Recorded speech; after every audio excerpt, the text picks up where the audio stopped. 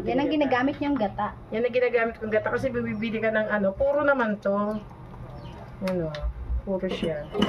Kasi kung bibili ka ng papakayod ka, ganun din eh, 40, 45, 50. Bibili ka na ng kakang gata. Puro Ay, pa, nasa hindi gate ka mo, pa check na. mo muna, baka mamaya hindi gata yan ha. Gata din, may libreng gata. Ayun. Hindi na Wala gata to. naman. Etchos. Etchos lang pala, akala ko libreng Baka gata. hawakan lang yun. Hawakan niya. Talaga naman buhay talaga Pilipino. Hawakan lang yun. Oh. Hindi naman. Isang gata pa lang na ilalagay namin. Tignan mo. Tignan natin kung ubra na yung isang gata. Yan. Pagkalagay natin ng gata, dahil kumukulo naman siya, Mamaya na ulit. tumakot siya, lagyan na natin ng ating asukal. Ay, isang gata lang ginamit na gamit. Isang gata muna kasi parang maputi na siya. Oh. Ang asukal na higanting asukal. Yan. Ang ating asukal na meron tayong ano eh, supportado tayo ng asukal. Ang aking alagad eh, tuwing nagpapabagahe, may sako-sako asukal dinadagdi sa amin yan. Sarap talaga sa bilo-bilo, Bango. matamis. Yan, dalawa.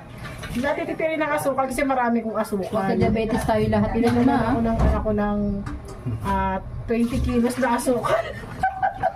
Dahil, tuwing nagpapabagahe yan, may asukal, may bigas. Yan. Tikman na natin. Kasi kung kulang pa sa gata, meron pa tayong isang gata. Tikman natin. Oh, patitikman natin kay Mayora. Pak na ang lasa. Tikim ko nga, tikman ko nga.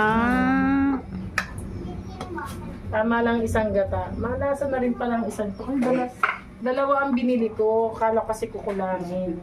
Tingnan mo sa tamis, tama lang. Harap! Diba? Tama lang isang Ay. gata, no? Sabi Perfect. ko na eh. Puti na isang gata lang nilagay ko. Sarap pa, lumasa naman yung saging namin na Lumasa siya. Lumas- Nagoyo kami. lumasa naman yung saging namin na dinaya kami, bulok yung dalawa. Oo. Pinili ko pa yan. Pili ako ng pili. Pinalitan din. Ang galing nila.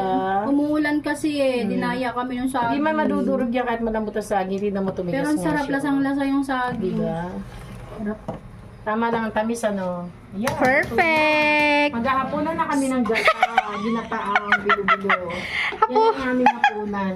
Hapunan, ginataang bilo-bilo. O, natiwan ang isa. Pagka nagawa ka uli ng ginataan, kahit anong gata. Mas masarap pala yan, ma. Mas masarap to. Kesa doon sa una mong binili. Mm-mm. Yung dati. O, Ayan na, kulang-kulang yung hugasan ko. guys. Ayan na guys, luto na. Pwede na tayong Ang sarap. kumain. Maghapunan na tayo ng ginataan. Ang lola ko. Ayan ang aming Ayan namin ang buhay na manong. mami